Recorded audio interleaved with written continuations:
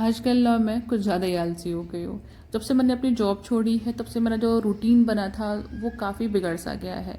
मैं रोज़ सोचती हूँ कि आज मैं वॉक पे जाऊँगी, वर्कआउट करूँगी, थोड़ा सा अपने आप को फिट करूँगी, लेकिन मैं उसमें फ़ेल हो रही हूँ क्योंकि मैं काफ़ी आलसी हो गई हूँ। आज मैं फिर से देर से सो के उठी हूँ क्योंकि रात में मैंने देखी है देर तक मूवी। सुबह उठी हूँ तो देखा कि खिड़की से हल्की हल्की धूप आ रही है क्योंकि कल रात में काफ़ी बारिश हो रही थी, तो ठंड काफ़ी बढ़ गई थी। मैं उठी हूँ, मैंने अपना बिस्तर सही किया है, अपना बाल सही किया है, अपने भगवान को 2 मिनट याद किया है और मैंने देखा है खिड़की से जो धूप आ रही है उसको लेने के लिए मैंने सारे कर्टन खोल दिए हैं ताकि जो धूप है वो काफ़ी अंदर तक आ जाए। उसके बाद मैं गई हूँ ब्रश करने के लिए, ब्रश करके आ गई हूँ किचन में। यहाँ मैंने अपने लिए पानी गर्म किया है। पानी गर्म के करके मैं पी रही थी और सोच रही थी कि आज मुझे क्या क्या करना है। लैपटॉप ठीक करवाना है, कुछ घर के काम है वो निपटाने हैं, अपने लिए एक टेबल खरीदनी है, यही सब मैं सोचते हुए आ गई हूँ बालकनी में।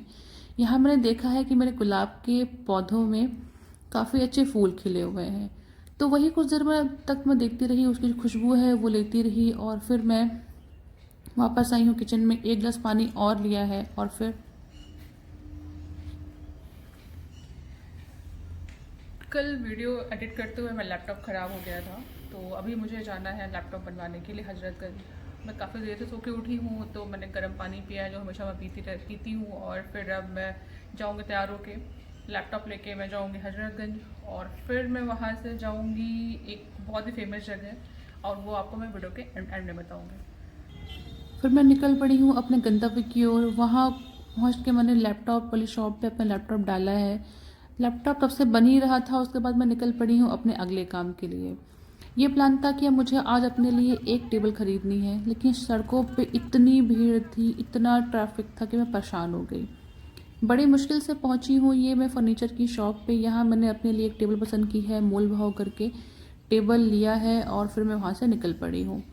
वहाँ से निकलते हुए रास्ते में मुझे दिखती है शिव लस्सी शॉप। ये लखनऊ की बहुत ही फेमस दुकान है। यहाँ की लस्सी पीने के बाद ना आप कहीं और की लस्सी नहीं पिएंगे। ये लखनऊ में है, केसर बाग में। यहाँ मैंने अपने लिए ऑर्डर की है बड़ी वाली लस्सी और पूरा ग्लास भर के मैंने लस्सी पी है। इसमें बहुत सारी रबड़ी, बहुत सारे ड्राई फ्रूट और बहुत ही यमी लस्सी है। कभी आप लखनऊ आएँ तो यहाँ ज़रूर आएँ।